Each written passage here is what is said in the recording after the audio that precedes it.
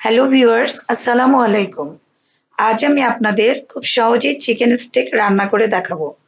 এই খাবারটি সকলের কাছেই বেশ জনপ্রিয় হয়ে উঠেছে, বিশেষ করে টিনেজারদের কাছে। এটি কিন্তু রেস্টুরেন্টে অনেক মূল্য দিয়ে খেতে হয়, অথচ এটি যদি বাসায় তৈরি করা যায় তবে কস্ট খুব কম পড়ে। আমি আজ খুবই সহজে এটি রান্না করে দেখাবো। আজ চিকেন স্টেক রান্নার জন্য আমি নিয়েছি প্রায় ২.৫ কেজি ওজনের একটি ব্রয়লার মুরগি, বুকের মাংস সহ কিছু সলিড মাংস। আপনারা এর চেয়ে কম ওজনের মুরগিও ব্যবহার করতে পারেন। এই ১/২ কেজির মতো হবে এই মাংসগুলো। প্রথমে এই মাংস কেটে ভালো করে ধুয়ে পানি ঝরিয়ে নিয়েছি।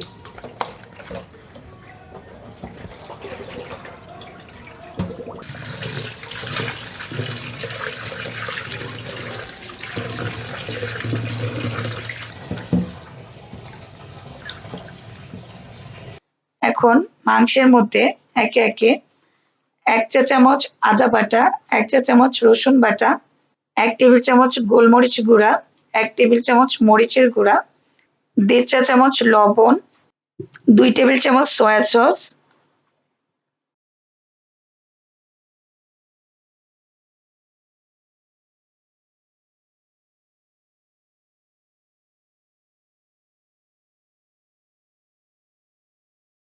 ১ টেবিল চামচ অলিভ অয়েল দিয়ে ভালো করে মেখে নিচ্ছি।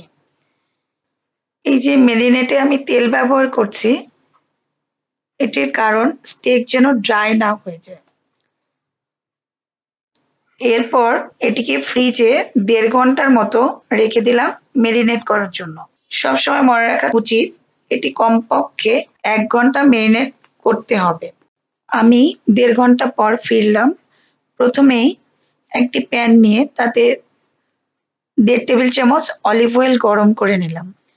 তারপর আমি ৬ টুকরা মাংস ছেড়ে দিলাম। স্টেক তৈরির সময় বেশি তেল ব্যবহার করা যাবে না, আর আঁচটা মাঝারির চেয়ে একটু হাইয়ে রেখেছি, কারণ আঁচ কম দিলে মাংস থেকে পানি বের হবে।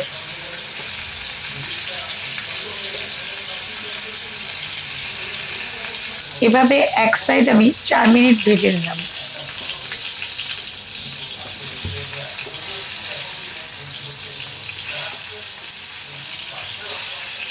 এবার অপর সাইড ভেজে নিচ্ছি।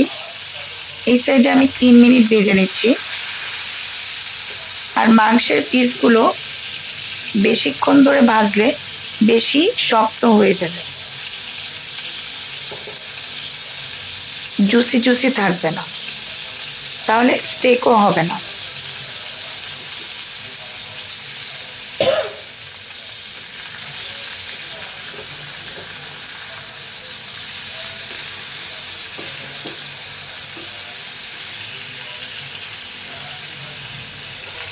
যাই হোক, এই পাশটা আমি ৩ মিনিট ভেজে ১ টেবিল চামচ বাটার বা মাখন দিয়ে এপাশ ওপাশ করে নামিয়ে ফেলছি।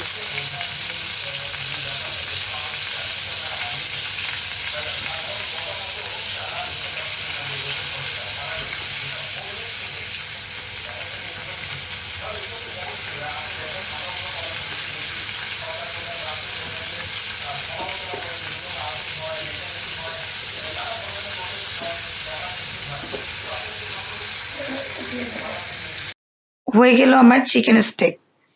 এই স্টেককে ছোট ছোট টুকরা করে নিয়েও আপনি ভেজে নিতে পারেন।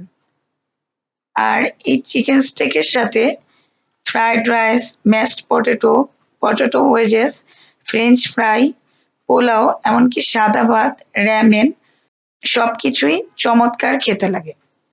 আশা করি আপনাদের রেসিপিটি খুব সহজ এবং ভালো লেগেছে।